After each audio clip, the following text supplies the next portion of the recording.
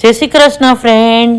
સવારના 5:30 થઈ ગયા છે અને હું આવી રીતે છે ને ગાગર ભરીને રાખું છું, જેથી કરીને સવારે અમે બધા આંખમાં છાંટીએ છીએ આ રીતે પાણી ત્રાંબાનું રોજ માટે. એટલે ગાગર ભરી હોય અને ખાલી થાય એટલે પાછી ભરી લઉં એ રીતે.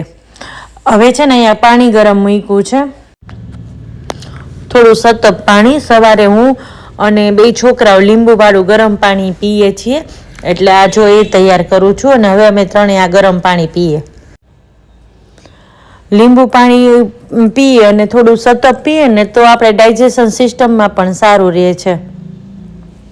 હવે સવારમાં છે ને મારા સનનો લંચ બોક્સ તૈયાર કરું છું. તો આજે લંચ બોક્સમાં છે ને ચણાના લોટના પુડલા આપવાના છે અને હું એમાં કેપ્સિકમ અચૂક નાખું છું, કારણ કે મારા સનને કેપ્સિકમ બહુ જ ભાવે છે એટલા માટે. અને અહીંયા આદુ મરચાંની પેસ્ટ પણ છે, જે મેં બનાવીને તૈયાર રાખી છે ફ્રીજમાં. એટલે આદુ મરચાંની પેસ્ટ નાખી છે, નમક સ્વાદ પ્રમાણે,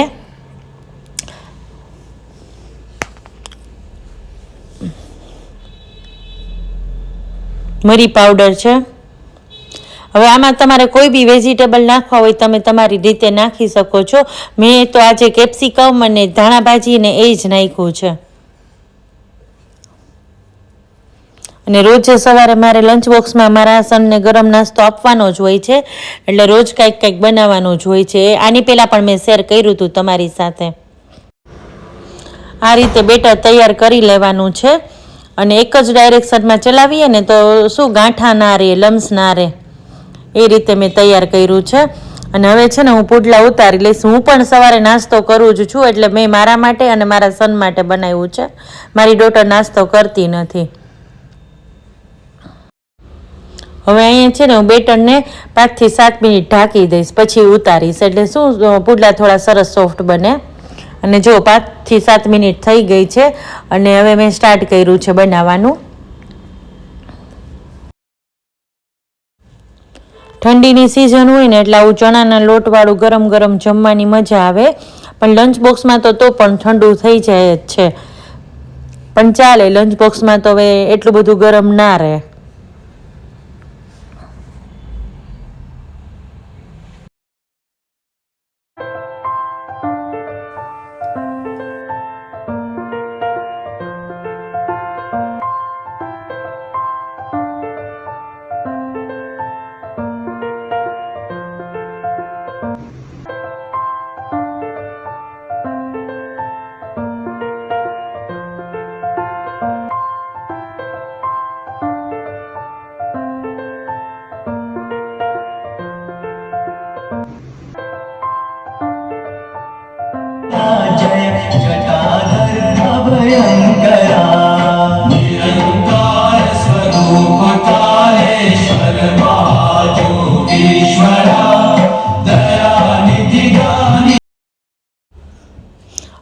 હવે હું સવારના કામ પતાવી લઉં અને પછી તમને પાછી નિરાતે મળું.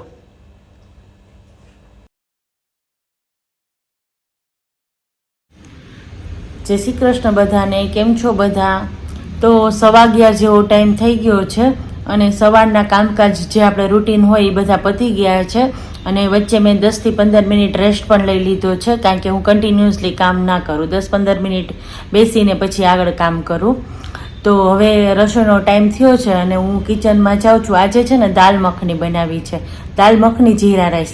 તો હું દાલ મખનીની રેસીપી પણ અહીં મેં ભાત પલાળી દીધા છે. હું રોજ ભાત કરવા પહેલાં થોડી વાર પહેલાં પલાળીને જ રાખું છું. તો પહેલાં છે ને આપણે જીરા રાઈસ બનાવવાના છે. અને હું છે ને જીરા રાઈસ ક્યારેય લોહીયામાં નથી બનાવતી, કોઈક વાર જ બનાવું છું, નહીંતર કુકરમાં જ બનાવું છું.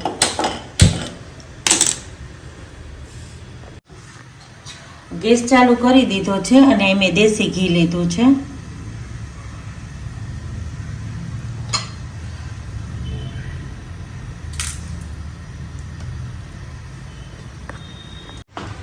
ઘી ગરમ થઈ ગયું છે અને હવે એમાં 1 ચમચી જીરું,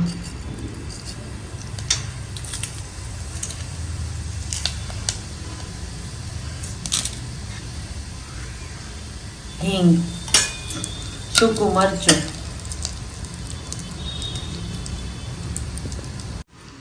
આ રીતે મરચી છે ને ઊભી કટ કરી લેવાની છે. તો મરચી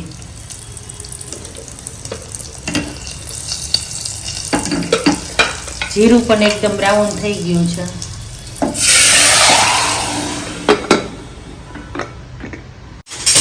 હું જીરા રાઈસ બનાવું ને ત્યારે એમાં છે ને થોડા વટાણા કે વેજીટેબલ ને હું નાખું છું, પણ આજે નથી નાખતી. વટાણા તો નાખું જ છું, પણ આજે દાલ મખની બનાવી છે ને એટલે આમાં વટાણા નથી એડ કરતી.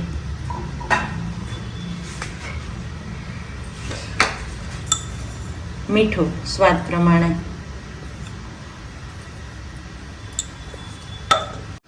જો હવે આમાં છે ને થોડું પાણી ઉકળે ને પછી આ ગેસ બંધ કરવાનો છે. અને આ મેં રાત્રે પલાળ્યા છે અડદ અને રાજમા. જો અને બીજું તમને કહું કે મેં અમારા ઘરે પ્રસંગ હતો ને એટલા માટે મહેંદી મૂકી હતી. હવે તો મહેંદી લાઇટ થઈ ગઈ છે. ઘરનો જ પ્રસંગ હતો, પણ થોડું બીજી શેડ્યુલ હતું ને એટલે મેં ક્લિપ નથી લીધી. તો હું પિક ને એવું બધું તમારી સાથે શેર કરીશ. મારી બીજી ચેનલ છે ને જે રેખાનું રસોડું, એમાં મારે આજે દાલ મખનીની રેસીપી મૂકવી છે. તો સાથે સાથે દાલ મખનીની રેસીપી હું તમને આ ચેનલ ઉપર પણ આપું છું, અને એમાં મારે મૂકવું છે ને એટલે સાથે એની પણ પ્રિપરેશન કરું છું. એકદમ ક્રીમી જો દાલ મખની રેડી છે, સરસ. અને હવે આને હું સર્વ કરી લઉં છું. દાલ મખની એકદમ સરસ બની છે, ક્રીમી. સાથે જીરા રાઈસ બનાવ્યા છે, એ પણ હું પ્લેટ કરું છું.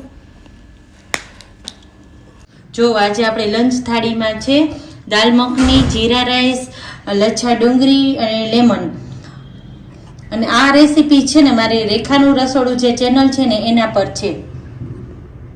તો લંચ પણ ફિનિશ થઈ ગયું છે. છોકરાઓ પણ સ્કૂલ કોલેજથી આવી ગયા છે અને બધાનું જમવાનું પતી ગયું છે, કામકાજ પતી ગયું છે. તો હવે થોડી વાર હું રેસ્ટ કરી અને મારું એડિટિંગ ને ઓલ કામ પતાવીશ. બહારનું થોડું કામ છે એ પતાવીશ, પછી તમને સાંજે નિરાતે મળું.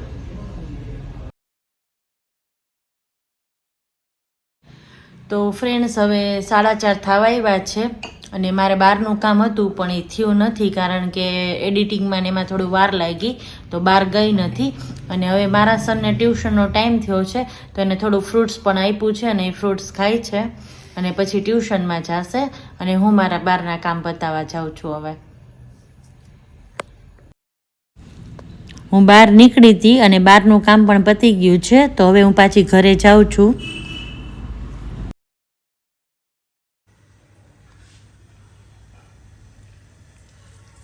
જો અત્યારે જીંજરાની સિઝન છે અને બધાને ખાવા જીંજરા શેકું છું. થોડું મીઠું નાખ્યું છે. આ રીતે તાવડીમાં શેકેલા જીંજરા બહુ સરસ લાગે છે. તો ચાલો હું અહીં વિડીયોને એન્ડ કરું છું અને પાછા ફરી મળીશું નવા વિડીયો સાથે. તો બધાને આવજો. જય શ્રી કૃષ્ણ.